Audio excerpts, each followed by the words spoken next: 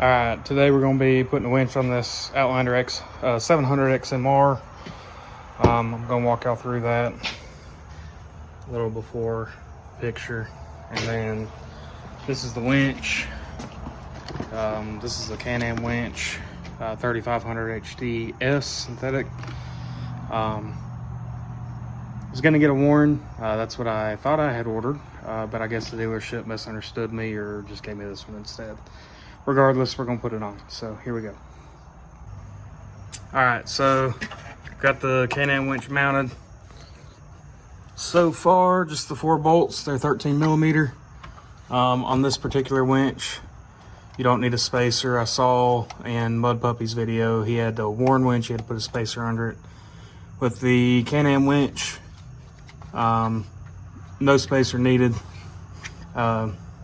These winches kind of suck. I didn't really want this winch, but this is what I got. They like to get mud under this plastic cap, and then the free spool won't work. And then I've found that they're not super duper waterproof, but you know what? It is what it is. It's the winch I have is better than no winch at all. So, all right, I'll give you a picture of the front. There's the 4 bolts. Now we're gonna move on to getting the little guide mounted, and then or the fairlead mounted, and we'll get another video here in a second. All right, fairlead, 2 8mm Allens. Can-Am winch comes with these clips that clip onto the frame, so you don't have to hold a nut back there. That's actually kind of nice. Go ahead and cinch these up.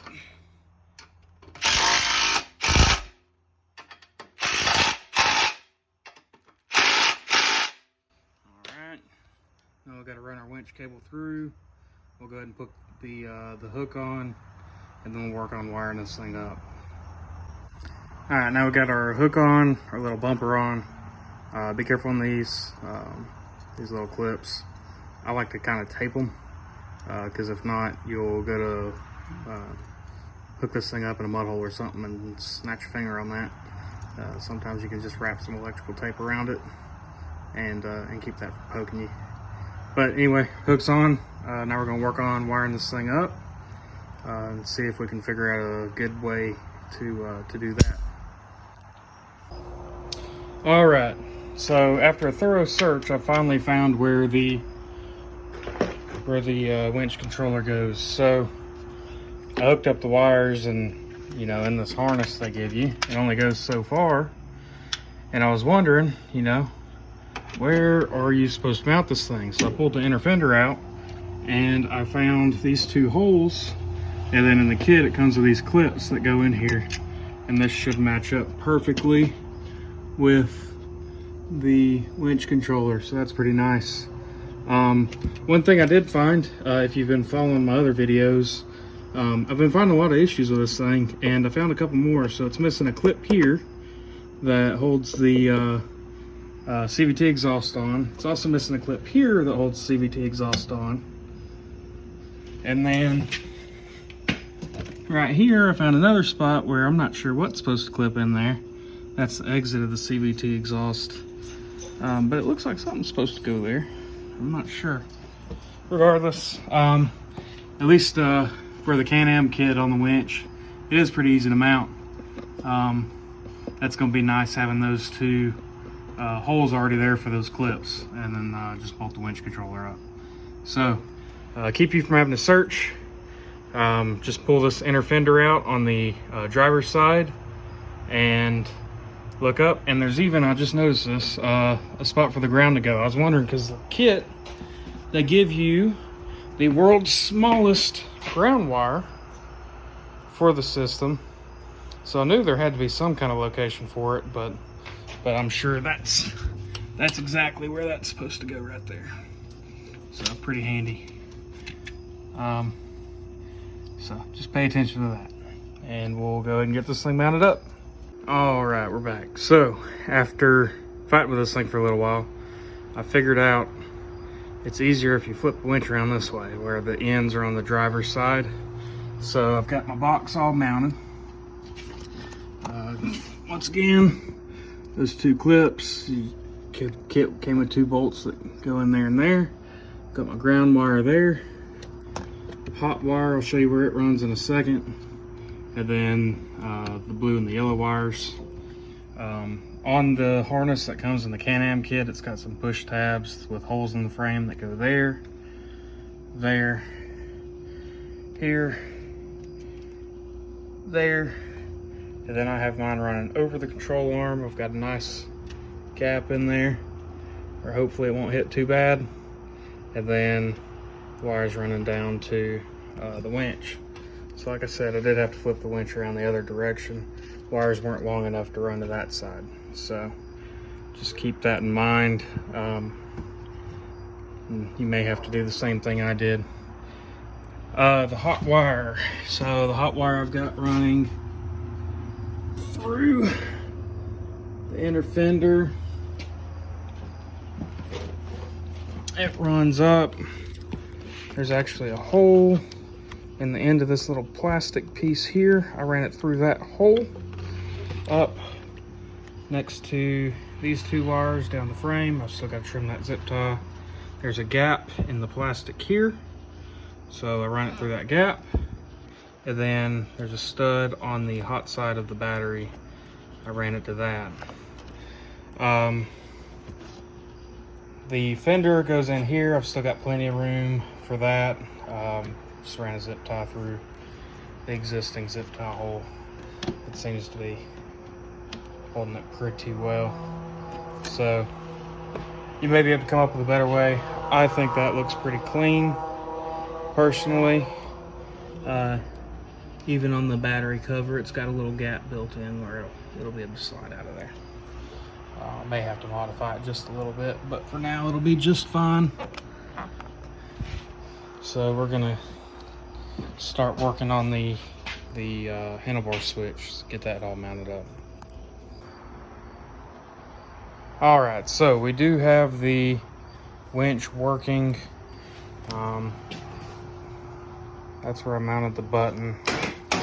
I did have to slide the master cylinder over just a little bit. You can see it's still plenty of clearance. I actually rotated it down just a little bit too, because for me the brake handle was too high and the throttle was twisted down too much. So I actually rotated that up as well. But I've got the cable run under the handlebar, or under the handlebar pad, and then it runs down the steering column here with the other wires, branches off. I've got mine running around. I believe there's a clip in here somewhere that you could clip it to, but I've just got mine running around the airbox. So mine runs around the airbox.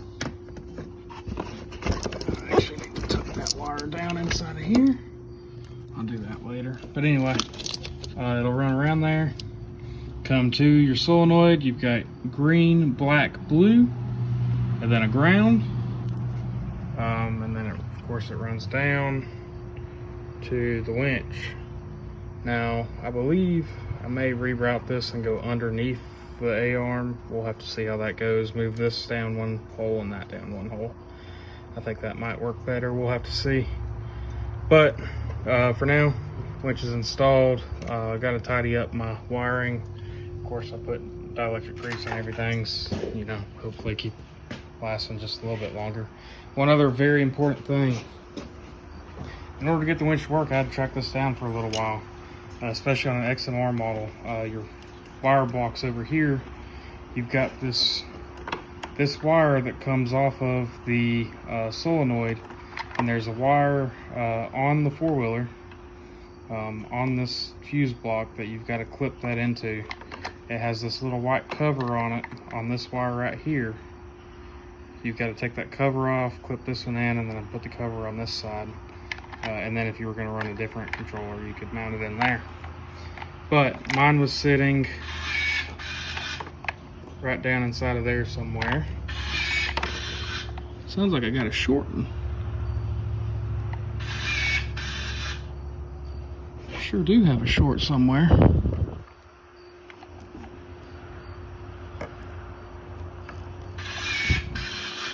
Holy shit. It's locking and unlocking my diff.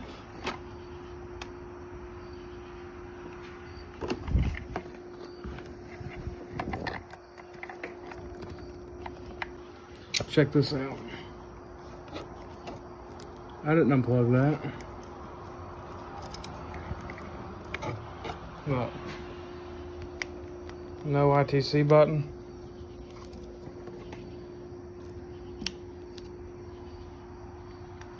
Well, I guess that solves my ITC button issue I was having in the other video. Is this connector right here was loose, probably just barely touching, causing it going on and off. I went to the dealership when I had them install the CVT intake snorkel that they had to warranty, and then they put on crooked and messed it all up. But regardless, and they said they could not identify the problem. It was working fine for them. They didn't even bother looking, obviously, because the damn plug was loose. Anyway, so to finish up the winch video, still gotta put the hook back on since I had to flip the winch around. But once again, solenoid block, winch, batteries run. Got the cover on now, so that looks nice and neat. We'll see about the location on this. I may rotate it up. I don't know. I kind of like it. So that's about all there is to it. If you have any questions, feel free to comment. Let me know. I'm going to finish putting this thing back together and hopefully get to test it out tomorrow for the first time, actually having an intake snorkel. If you didn't watch my other video, they had the wrong intake snorkel on it from the factory. The ITC button quit working first ride, and the belt's squealing, making a weird noise. But we'll see how all that turns out. Machine has 5 hours on it now. Took it to the dealership before. They rode it around, I guess, for an hour trying to troubleshoot. But anyway, I also scratched my plastics, probably setting tools or something on it, and bothered the shit out of me. But anyway, regardless, winch is installed, working. The actual Can-Am winch kit, I really like the kit. I'm just not a big fan of these winches. I've had them on a couple other machines and they don't tend to last real long. But well, that's all for now. Thanks for watching.